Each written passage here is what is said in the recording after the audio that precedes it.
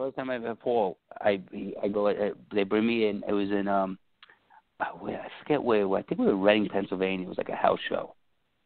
And I go up to him, I go in and I see Tom and everybody, and they say, hey, come over to Paul's over there. So I go to Paul. I go, hey, how you doing? I'm Damian Stone. His first words to me, he goes, I know who you are.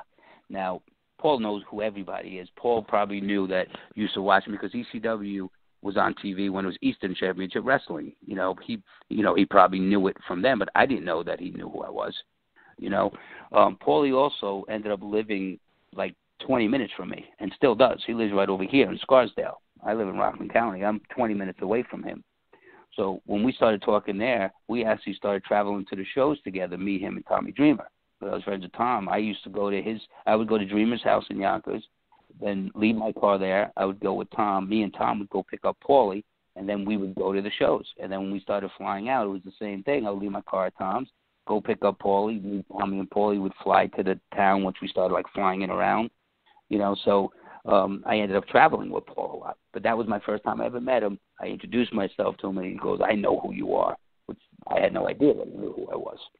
He knew of me. He didn't know who I was. And he always liked me, Paul. And I worked as Damian Stone for like a month or two. And he's always saying to me, you remind me of Joe Pesci. You remind me of Joe Pesci. I want you to be a little fight. He was talking about it. And one time I showed up in Lost Battalion Hall, and they were introducing Devon Dudley. They were doing TV. It was Devon Dudley's debut. So they had J.T. Smith go out there, and supposedly got hit with a frying pan, and he heard that he had a cousin named Little Guido, and I came out. No, he couldn't remember me. So he was in the ring talking. I come out. I go, JT, it's me. We're cousins from back in Sicily. And he's looking at me. He's like, we're cousins. I'm like, yeah, we're cousins. We're family. Me and you. We're the FBI. That's how I get it. It's on TV. You can go online and watch it because it was a TV tape, and it was in Lost Battalion Hall. And then we hugged and everything. And then all of a sudden, out came Devon Dudley and started beating us up with chairs. And then out came Bubba Ray Dudley, and then he was beating them up with chairs. I don't know if you remember that, but that was a long time ago. That was my first match as Little Guido. That's how we introduced it. It was in Lost Battalion Hall. J.T. Smith came to the ring doing his spiel. I came in trying to convince him that I was his cousin from Italy, and he didn't remember. And then out came Devon's debut. That was Devon's debut as well.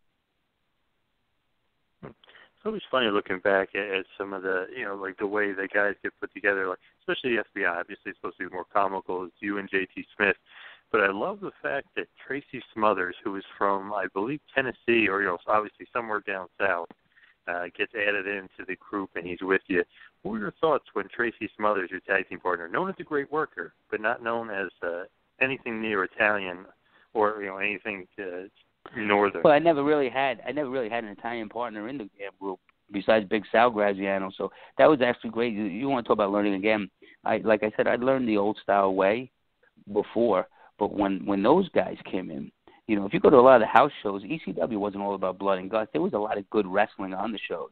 And when they came in and they brought Tommy Rich in, and J.T. Smith quit. He left. He moved to Richmond, Virginia. I had nobody.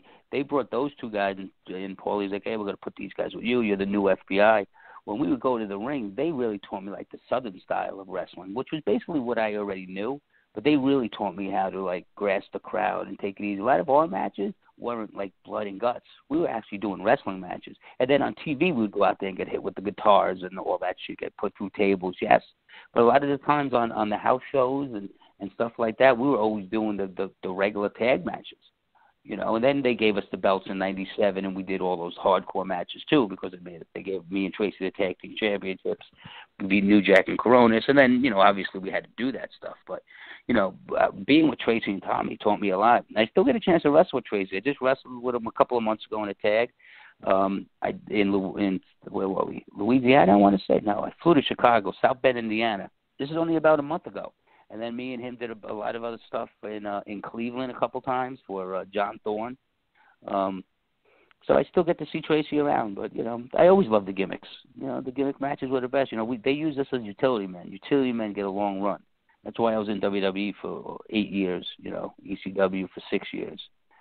Sometimes it's being a utility man to get sometimes a longer run when they try to push you to the moon, and if it doesn't work out, they can't do nothing else with you. So I knew my role. it was what it was, you know. Absolutely, you played it very, very well, and you just kind of speak to that just for a minute, like being the utility man. Kind of, what do you like? What is that role? You said you used to play in a role, you used to play in a role. Is that basically any spot they put you in, you're going to hit it out of the park? That's exactly what that means. You could be comical, you could be serious, you could be, you could do anything. You could be like ECW. I mean, even in WWE during Christmas time, they dress me up as an elf.